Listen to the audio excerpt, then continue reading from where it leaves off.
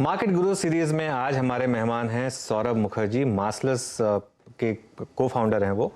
और जैसा कि मैं आपको बता रहा था कि काफ़ी लंबे समय से ये इन्वेस्टमेंट प्रोफेशनल रहे हैं, लंदन में काम कर चुके हैं। उसके बाद इंडिया आए, एम्बिट में इन्होंने काम किया, काफ़ी लोगों ने जाना इनको। और उसके बाद इन्होंने एक अपना पीएमएस स्टार्ट किया जो काफ़ी जिसने आउट परफॉर्म किया। एक काम करते हैं, एक बार ज़रा मासलेस का परफॉर्मेंस लेकर आते हैं, उसको कंपेयर करते हैं निफ्टी के मुकाबले, जो इनका कॉफ़ी कैन पोर्टफोलियो काफ़ी फेमस है। देखिए ये 1 महीने का रिटर्न निफ्टी से ज़्यादा है, 6 महीने का रिटर्न निफ्टी से थोड़ा सा कम है।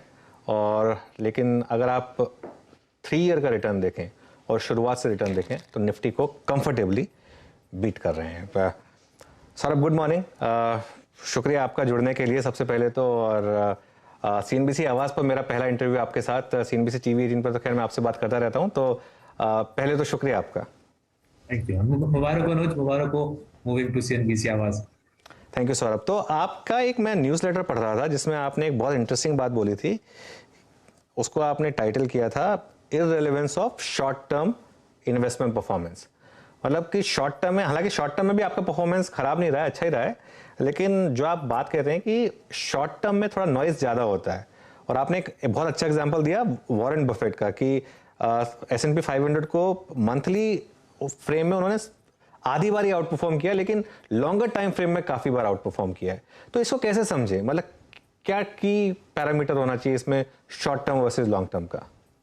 देखिए, क्रिकेट का उदाहरण लेता हूँ तो जैसे आपको शायद आपने देखा ही होगा, विराट कोहली जी करीबन 1.5-2 साल विराट कोहली जी की परफॉर्मेंस कमजोर रही। शायद कोविड का इम्पैक्ट आया होगा उनके परफॉर्मेंस पे। एनीवे, जब विराट कोहली जी 1.5-2 साल उनके रन कम बने, शतक बनाना कम हो गया, तो हमारे देश में हाहाकार मच गई। कुछ लोगों ने बोला विराट कोहली को ड्रॉप किया जाए। लेकिन हम जैसे लोगों को ऐसी माइंडसेट समझ ही नहीं आती। आपको दिख रहा है कि ये प्लेयर करीबन 15 साल से इंडिया के लिए परफॉर्म कर रहा है, शतक पे शतक मार रहा है। जाहिर है 1-1.5 साल एक पुअर रन ऑफ फॉर्म आ ही सकता है, बट विराट कोहली की जो पेडिग्री है वो चली नहीं जाती, उनकी जो स्किल सेट है चली नहीं जाती। एंड हेंस अगर आप विराट कोहली के साथ परसिस्ट करें तो वो रन बनाना फिर से शुरू करते हैं, फिर से शतक बनाना शुरू करते हैं, जो उन्होंने हाल ही में फिर से किया है। तो सेम थिंग इन इन्वेस्टमेंट में 1-1.5 साल 2 साल की भी कोई मायने नहीं है एक्चुअली। मैं बहुत खुश हूँ कि आप हमारे नंबर दिखा रहे हो। मेरे ख्याल से 3 साल से कम का कोई नंबर का कुछ मतलब नहीं है। स्टॉक की परफॉर्मेंस हो या फंड मैनेजर की परफॉर्मेंस हो, 3 इयर्स एंड लेस की कोई मायने नहीं है। हमारा करीबन 4 साल हो गया इस कंपनी को, मार्सेलस को, करीबन 270-280 3 ईयर पीरियड्स है, मतलब 3 साल के rolling periods. There is not a single period, कोई भी 3 साल का पीरियड नहीं है जहां पे हमने अंडर परफॉर्म किया है।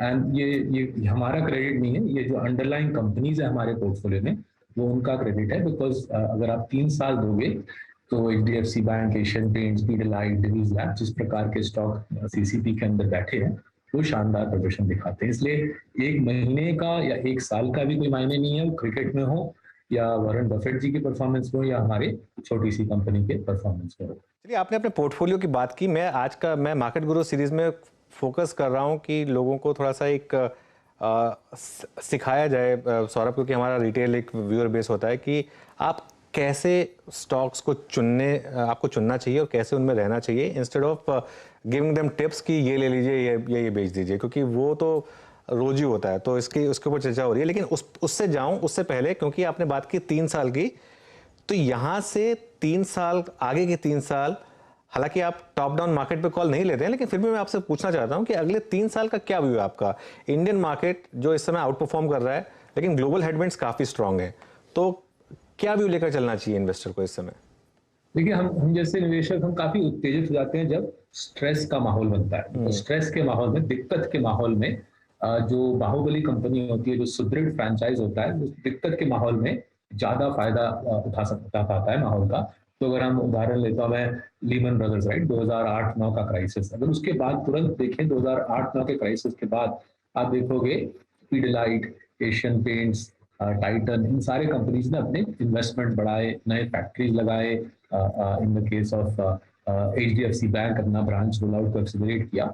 और जाहिर है जब लीमन ब्रदर्स के बाद इकोनॉमी धीरे धीरे रिकवर होने लगी, 2010-11 की बात कर रहा हूँ, सबसे ज्यादा फायदा पीडिलाइट, एशियन पेंट्स, एचडीएफसी बैंक जैसे कंपनीज को हुआ। फिर से अगर हम डीमोनेटाइजेशन की बात करें, डीमोनेटाइजेशन ऑब्वियसली 2016 में हुआ था, बट अगर हम उसके बाद अगर हम देखें 2017-18 में सबसे ज्यादा कैपेक्स, सबसे ज्यादा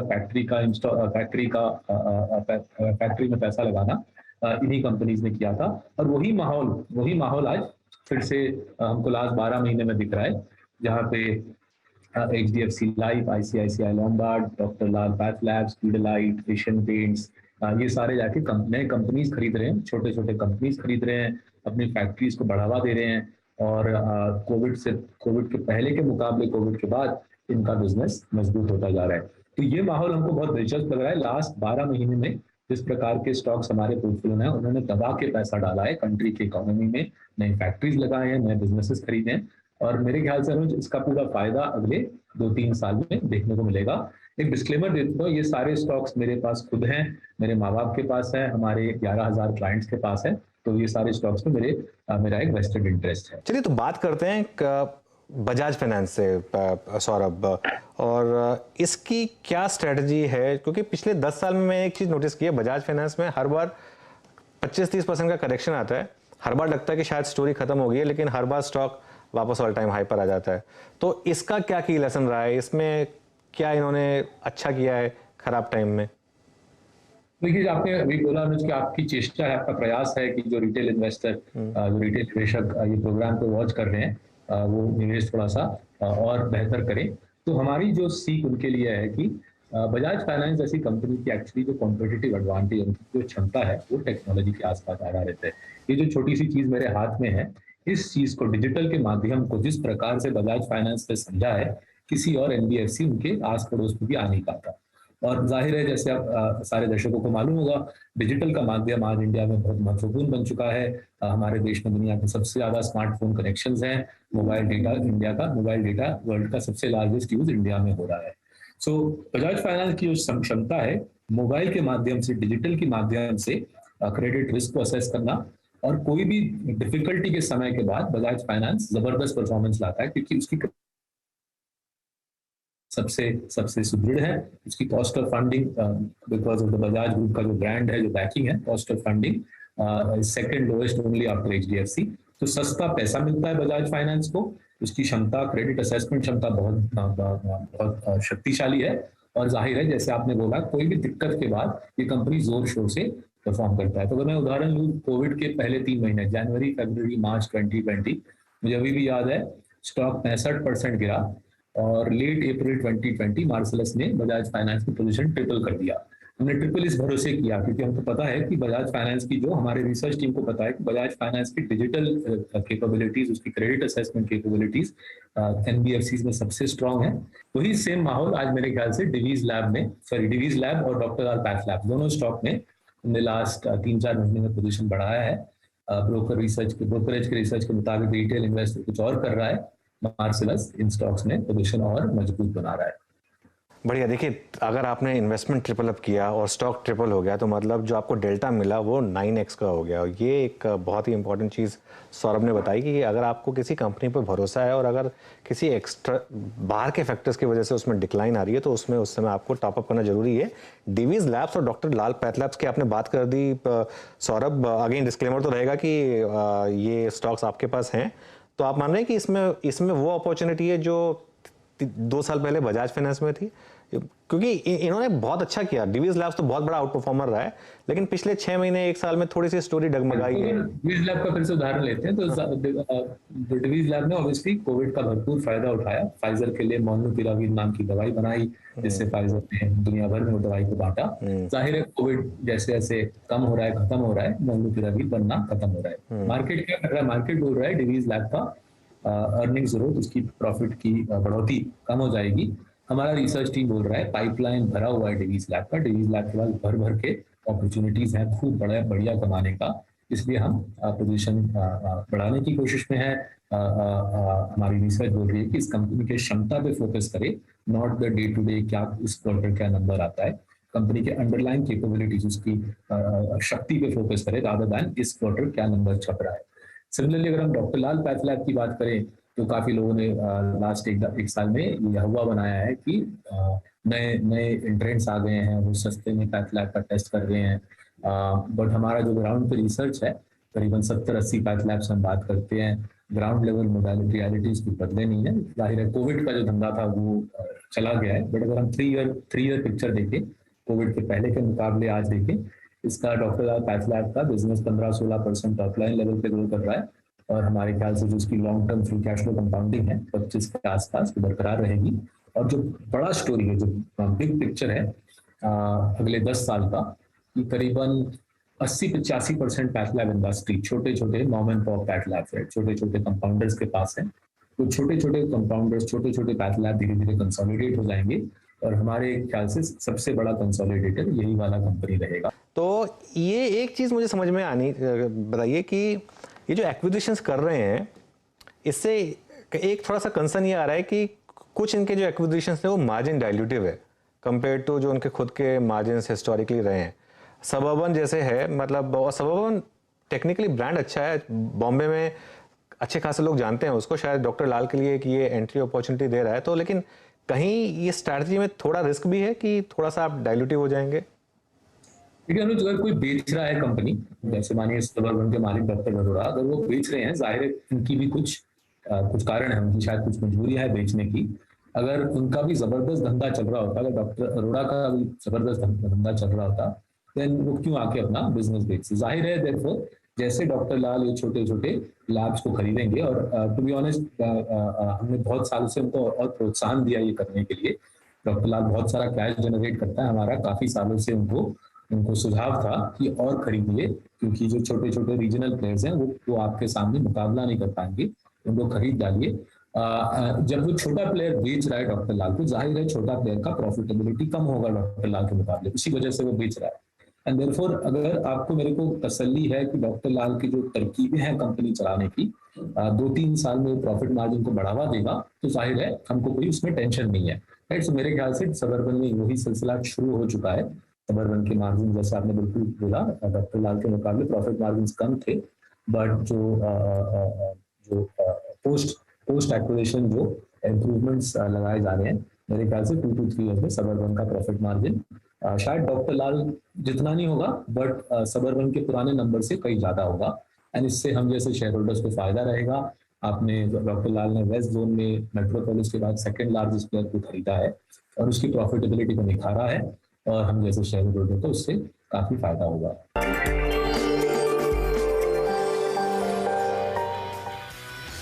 फ्यूचर सौरभ, एक आपको लेकर एक थोड़ा सा फंड मैनेजर कम्युनिटी में कई बार आपका एक जब बात होती है तो बात होती है कि एशियन पेंट्स को लेकर आप कुछ ज़्यादा ही भावुक हो जाते हैं, और काफ़ी मतलब जहाँ भी जाते हैं सबसे बड़ा एक एग्जांपल आप एशियन पेंट्स का देते हैं। एशियन पेंट्स आपको इतना मतलब जैसे दिल से प्यारा क्यों है? एक तो ऑफकोर्स इसने काफ़ी रिटर्न्स दिए हैं, और एशियन पेंट्स ने क्या ऐसी चीज़ें की हैं जो जिससे इन्वेस्टर्स को सीख लेनी चाहिए? देखिए, जैसे आपने वो हमारा थ्रेड पकड़ लिया। हमारा काम क्या है? हमारा काम है लोगों को सरल तरीके से निवेश समझाना।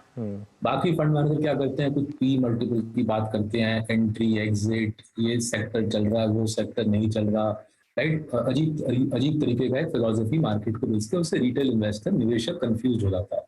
हमारा जो प्रयास रहा है मार्सेलस में, किताबों के माध्यम से, वेबिनार्स के माध्यम से, आप जैसे मीडिया आउटलेट्स के माध्यम से, कि लोगों को सरल तरीके से समझाया जाए कि निवेश एक्चुअली काफी आसान है। आपको 3 ही चीजें ठीक करनी है। पहला, समझना है प्रमोटर पैसे चोरी कर रहा है नहीं, आपको जाहिर है 3 प्रमोटर चाहिए। अगर वो चोरी कर रहा है, आप कैसे कमा सकते हो? दूसरा, प्रमोटर ने समझदारी से कैपिटल एलोकेशन समझदारी से किया है नहीं, 10-20 साल का ट्रैक रिकॉर्ड कैपिटल एलोकेशन में प्रमोटर का अच्छा है या नहीं। और तीसरा, प्रमोटर ने दमदार डोमिनेंट फ्रेंचाइज बनाया है। बस यही 3 काम करने हैं। बाकी कल सुबह क्या होगा, 1 महीने बाद क्या होगा, 1 साल बाद क्या होगा, ये भविष्यवाणी नहीं करनी, राइट। वो स्टोरी लोगों को समझाने के लिए एशियन पेंट्स एक अच्छा माध्यम है। सिंपल सा स्टॉक है, सबको पता है कंपनी क्या करती है, कंपनी का 40 साल का लिस्टेड होने का ट्रैक रिकॉर्ड है, और ये हमारा जो हमारी जो कोशिश है लोगों को निवेश समझाने की, वो एशियन पेंट्स एक अच्छा जरिया है। एशियन पेंट्स का ही ऑलमोस्ट पैरेलली एक स्टॉक चलता है पिडिलाइट, और मैं पिडिलाइट की एक चीज़ है सौरभ की, उनका जो एड है फेविकॉल का, मेरे ख्याल से मेरा ऑल टाइम फेवरेट रहा है, और इनोवेट करते रहते हैं वो, मतलब कुछ हर बार एक फेविकॉल का ऐड आएगा। कभी मैंने किसी को ये कहते हुए नहीं सुना कि यार ये फेविकॉल का ऐड खराब है। तो स्टॉक तो खैर कभी खराब रहा ही नहीं, लेकिन एक मेरे ख्याल से आपने बहुत पहले एक रिपोर्ट लिखी थी जिसमें आपने पिडिलाइट को इंक्लूड किया था कि एक निफ्टी स्टॉक होगा आगे जाके। अभी तक तो हुआ नहीं है, लेकिन होगा, वो तो क्लियर लग रहा है। तो पिडिलाइट से क्या सीख मिलेगी? देखिए, just to give you a sense of कितना कंपाउंड किया पिडिलाइट, एंड अगर दूसरे हमारे देश में दूसरे फंड मैनेजर को भी शायद ये आंकड़े पता नहीं हो, मेरे को भी ताज्जुब होता है जब ये आंकड़े मैं आपको बहुत बताता हूँ। लास्ट 20 साल में पिडिलाइट ने करीबन 300 गुना रिटर्न दिया है। 20-21 साल पहले इसकी रिटर्न ऑन कैपिटल 20-25% होती थी, आज 40% हो गई है। 20 साल पहले it was pretty much a single product company, white blue Fevicol.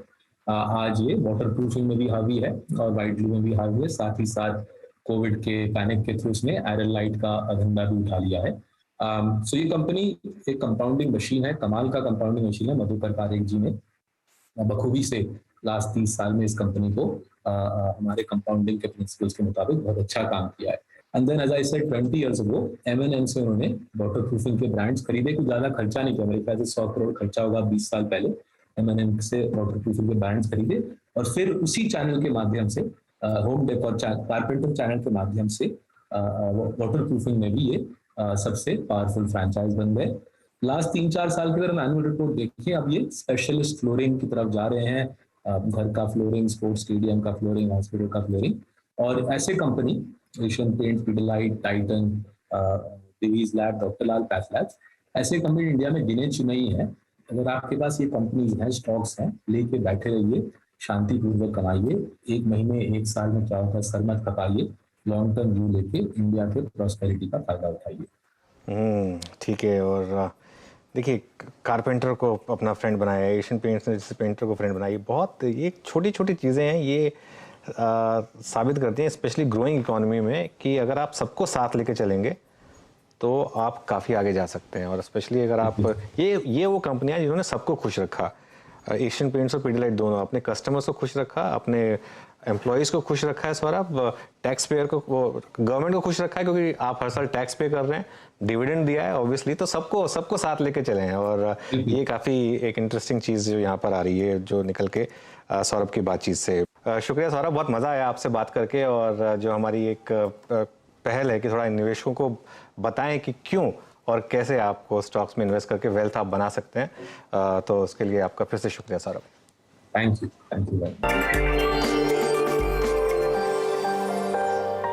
Future express में